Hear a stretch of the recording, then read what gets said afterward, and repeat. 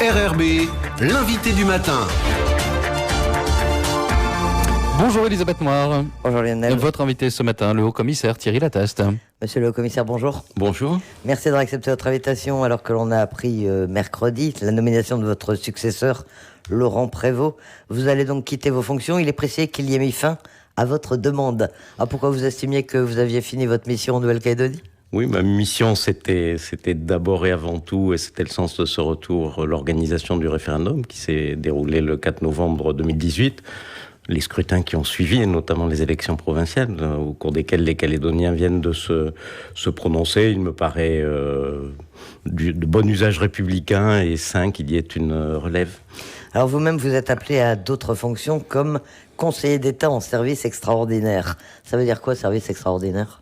Ça veut dire qu'on est nommé sans être un spécialiste du droit au sein du Conseil d'État, comme des hommes d'expérience. Certains sont fonctionnaires, d'autres ne l'étaient pas nécessairement. Il y a 12 conseillers d'État en service extraordinaire qui peuvent avoir une expérience approfondie dans certains domaines de la vie publique, de l'activité publique. Il y a d'anciens militaires, il y a d'anciens diplomates, il y a d'anciens professeurs des universités. Et il s'agit d'amener au Conseil d'État un regard concret sur ce qu'est l'activité des services de l'État et des services publics dans mon cas.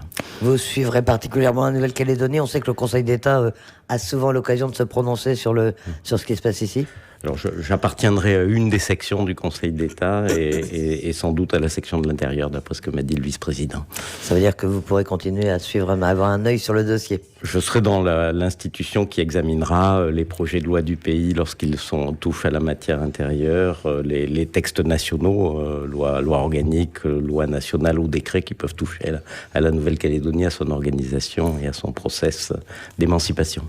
Alors vous avez une histoire particulière avec la Nouvelle-Calédonie puisque vous la connaissez depuis la fin des années 80, même si vous avez commencé vos fonctions 91-92. 1991. Comme secrétaire général, vous avez été 2 fois haut-commissaire.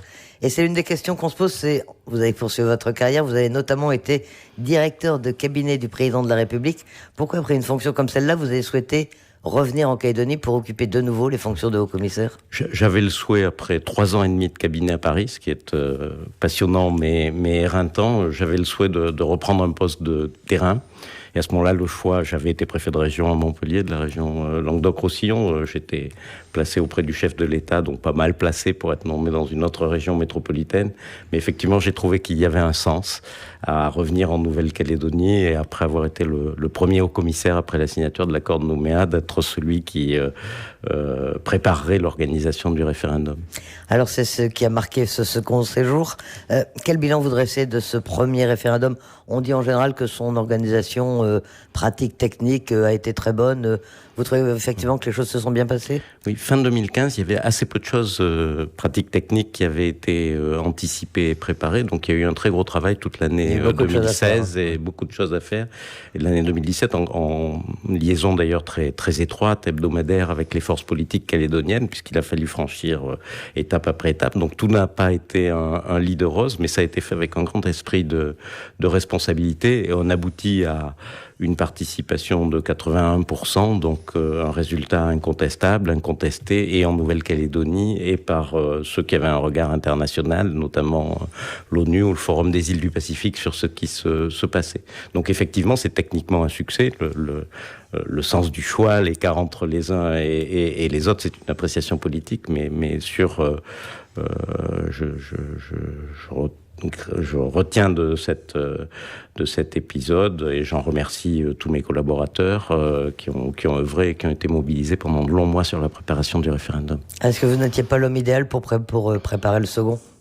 Alors peut-être, mais il vient un temps où j'ai 65 ans, donc il vient un temps où il faut passer un relais. L'État se caractérise par sa capacité à avoir une grande continuité à travers les visages qui se succèdent et qui peuvent l'incarner en Nouvelle-Calédonie. Et je crois sage que Laurent Prévost, que je connais et que j'apprécie, soit désormais en charge de la préparation du second référendum. C'est pas un handicap tout de même pour un haut-commissaire ou pour un préfet d'arriver dans une situation aussi particulière que celle de la Nouvelle-Calédonie, entre 2 référendums, sans avoir l'expérience, l'historique, ça va pas être difficile ? Nous avons un métier où nous avons l'habitude de passer de de situations très différentes. Laurent Prévost a été préfet de la Martinique, il était préfet du Val-de-Marne à Créteil, en banlieue parisienne. C'est des situations bien sûr objectivement tout à fait différentes, et une des caractéristiques du corps me semble être effectivement la capacité d'adaptation et la capacité à assimiler vite le contexte dans lequel on se trouve.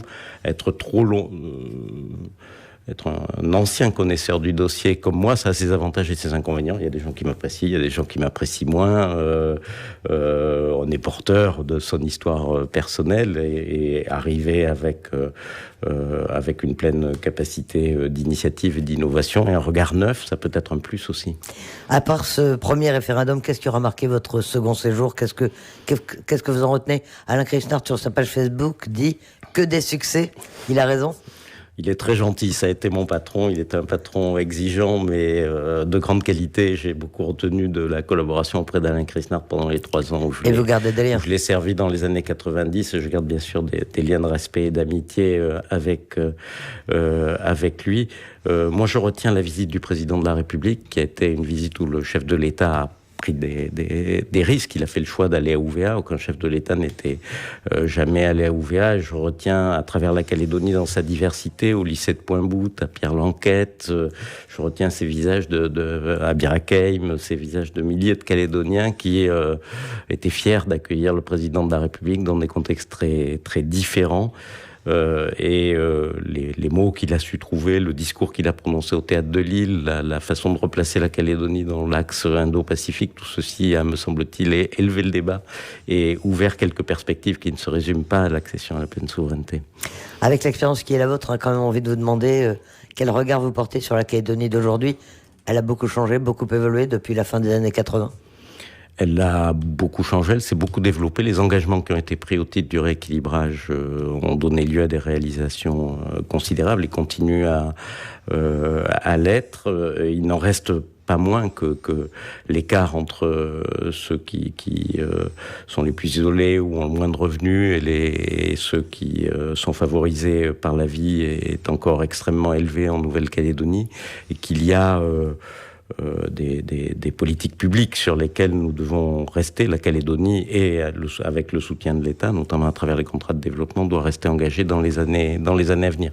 Politiquement, j'ai été frappé du fait que la perspective du premier référendum, et je pense que ça ne sera pas très différent pour le second référendum, a été une période de tension où chacun est revenu sur ses bases et a affirmé ses positions avec netteté. Et j'avais gardé le souvenir de mes 2 séjours précédents, de périodes où on co-construisait, où on partageait, où les engagements qui avaient été pris à Matignon, puis à Nouméa par l'accord de Nouméa, étaient un guide et une feuille de route partagée par les uns et les autres. C'est sans doute moins vrai aujourd'hui. Et comment est-ce que vous voyez la suite ? On a forcément envie de vous le demander. Alors, un second référendum, un deuxième, et puis un troisième, et après ? Alors, vous le savez, les 18 membres du Congrès relevant de l'avenir en confiance m'ont demandé l'organisation de ce référendum le 7 juin. Le 13 juin, les 25 membres du FLNKS appartenant au Congrès ont demandé la même chose. Donc l'État a désormais 18 mois. C'est lui qui choisira la date, mais en concertation avec les forces calédoniennes.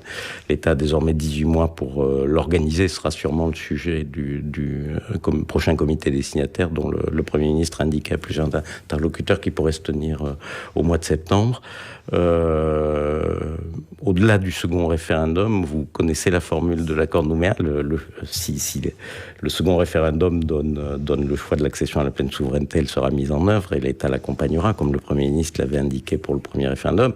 Si le choix des Calédoniens est à nouveau le même, c'est-à-dire de répondre au non à l'accession à la pleine souveraineté, la possibilité d'un troisième référendum sera là dans les 2 ans qui suivront, et l'issue de ce troisième référendum, c'est d'une part l'accession à la pleine souveraineté, ou en alternative, les partenaires se réunissent pour examiner la situation ainsi créée. Ce qui évidemment n'est pas suffisant pour rassurer, guider, décrire ce que va être les conséquences de leur choix aux Calédoniens. Donc il y aura certainement, au-delà de ce qui va pouvoir être discuté dans les semaines et dans les mois qui viennent, il y aura certainement au lendemain du second référendum la nécessité de proposer un dialogue approfondi avec les forces politiques sur la sortie de l'accord de Nouméa, dans le cas où ça n'est pas l'accession à la pleine souveraineté. Une forme de nouvel accord est possible encore aujourd'hui, à votre avis, une nouvelle solution Je pense qu'elle est conceptuellement possible, et on discerne assez bien ce que peuvent être les zones sur lesquelles les uns et les autres peuvent se retrouver. La capacité et la force des uns et des autres pour l'expliquer à leur base électorale et restera à prouver. C'est bien sûr tout l'enjeu des mois à venir. Monsieur le commissaire, l'image ou le souvenir que vous garderez de la Nouvelle-Calédonie, il y en a énormément. S'il fallait en choisir une, deux, ce serait quoi? C'est plutôt un kaléidoscope, mais moi, ce sont ces paysages et ces visages. Je le disais à propos de la visite du président de la République, mais c'est vrai qu'un amphi à l'université, les jeunes qui l'ont accueilli au lycée de Pointe-Boute, etc. Ce continuum, je dirais, de type physique, qui montre bien que la Calédonie est beaucoup plus diverse et beaucoup plus métissée qu'on ne le croit quand on parle oui ou non. Et c'est un pays jeune aussi, c'est frappant quand on arrive et quand on compare avec la métropole. Il y a un vrai dynamisme, il y a des jeunes mieux formés, il y a des cadres dans l'administration, dans les entreprises originaires de toutes les communautés. Donc c'est un pays qui a beaucoup progressé au cours des dernières années. Je souhaite qu'il continue à le faire dans les années qui viennent. Un regret tout de même? Quelque chose que vous auriez aimé faire ou faire différemment Non, pourquoi? que des succès. C'est ce que je retiendrai en tout cas. On a senti votre émotion hier pour votre dernier défilé du 14 juillet. Elle est réelle au moment de quitter vos fonctions sur ce territoire? Oui, parce que je n'y ai pas passé toute ma vie, contrairement à ce qu'on peut croire. Mais au total, je me suis occupé de Calédonie un peu plus d'une dizaine d'années, à Paris ou ici, et j'ai une carrière qui hélas, remonte à 37 ans. Donc c'est moins du tiers, finalement, de ma carrière professionnelle. J'ai fait d'autres choses en métropole ou à Paris, mais c'est pour mes enfants qui ont vécu ici à plusieurs reprises dans ces séjours, pour mon épouse, pour moi-même. On est très attachés, bien sûr, à la Calédonie et on le restera. Votre emploi du temps d'ici votre départ, vous partez quand? Vous ne savez pas encore, il n'y a pas de... Oui, c'est ce qu'on appelle une chaîne, donc chacun doit remplacer l'autre le jour où il part. Donc la décision n'est pas solitaire, elle est prise en cohérence par le secrétaire général du ministère de l'Intérieur. Ce sera fin juillet, début août, je pense. Et d'ici là, vous allez dire au revoir aux uns et aux autres à quelques-uns. Voilà, merci. Monsieur le commissaire, merci d'accepter notre invitation ce matin. Je vous en prie, merci. Merci.